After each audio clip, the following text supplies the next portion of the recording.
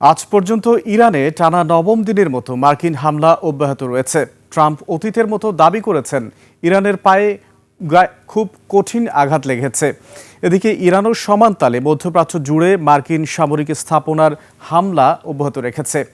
এই যখন পরিস্থিতি, তখন ইরান যুদ্ধের সর্বশেষ বিশ্লেষণ থাকছে জাহিদ আল আসাদের বিশেষ এক্সপ্লেইনারে।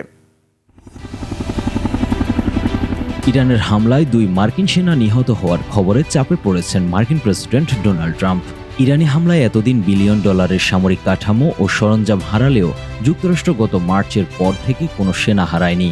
তাই মার্কিন সেনা হতাহতের জবাবে ওয়াশিংটন তেহরানকে দ্রুত শাস্তি দিতে মরিয়া হয়ে হামলা চালাচ্ছে। সর্বশেষ খবর অনুসারে যুক্তরাষ্ট্র ইরানে টানা 9 রাত বোমা বর্ষণ করছে, যার জের ধরে ইরান মধ্যপ্রাচ্যের বিভিন্ন দেশে নতুন করে হামলা চালাচ্ছে।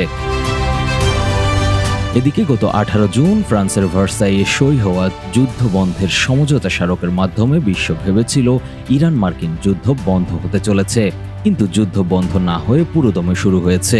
বর্তমানে মার্কিন যুক্তরাষ্ট্র ইরানি বন্দরে নৌ অবরোধ পুনর্বহাল করেছে এবং তেল রপ্তানির ওপর নিষেধাজ্ঞা জারি করেছে।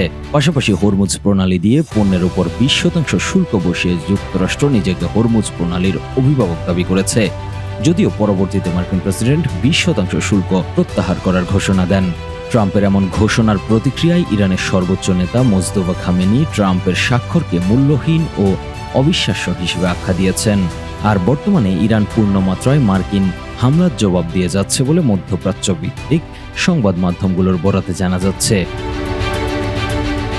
এদিকে ডয়চে ভেলের মধ্যপ্রাচ্য বিশ্লেষক রবিন রাইট বলেছেন, ট্রাম্প যুদ্ধ পরিচালনায় সুনির্দিষ্ট কৌশল ছাড়াই এগুচ্ছেন। এই বিশ্লেষক ট্রাম্পের এই কর্মকাণ্ডকে অ্যাড লিভিং বলে অভিহিত করেছেন। 30 বারেরও বেশি যুদ্ধ শেষ বা নিজেকে বিজয়ী ঘোষণা করার পরও যুদ্ধ থেকে বের হওয়ার জন্য ট্রাম্পের কোনো এক্সিট পরিকল্পনা নেই বলে সম্প্রতি বিশ্লেষণে দেখা যাচ্ছে। জানা যাচ্ছে সেপ্টেম্বরের মধ্যে ইরান যুদ্ধ বন্ধ না করতে পারলে নভেম্বরের মধ্যবর্তী নির্বাচনে ট্রাম্পকে চড়া মূল্য দিতে হতে পারে। মধ্যবর্তী নির্বাচনের আগে জ্বালানি তেলের দাম কমাতে ট্রাম্প মরিয়া, কিন্তু একের পর এক হুমকি ও হামলা এখনও তেহরানকে আলোচনার টেবিলে আনতে পারেনি। বিশ্লেষকরা বলছেন, যুদ্ধের মূল লক্ষ্য বদলেছে। ইরানের পারমাণবিক কর্মসূচি বন্ধ করার বাহানা দিয়ে শুরু হওয়া এই যুদ্ধ এখন হরমুজ প্রণালী নিয়ন্ত্রণের যুদ্ধে পরিণত হয়েছে। যুদ্ধের গতিপথ বিশ্লেষণে দেখা যাচ্ছে, ইরান ইতোমধ্যে যুক্তরাষ্ট্রের নির্মম থেকে নির্মমতর হামলা সহ্য করে টিকে আছে।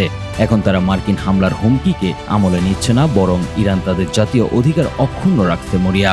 তাই বিশ্লেষকরা বলছেন, মার্কিন প্রেসিডেন্টকে নিজের পিঠ এবং নভেম্বরের মধ্যবর্তী নির্বাচনে গদি বাঁচাতে হলে অবশ্যই হরমুজ প্রণালীর নিয়ন্ত্রণ ইরানের হাতে দিয়ে রণে ভঙ্গ দিতে হবে।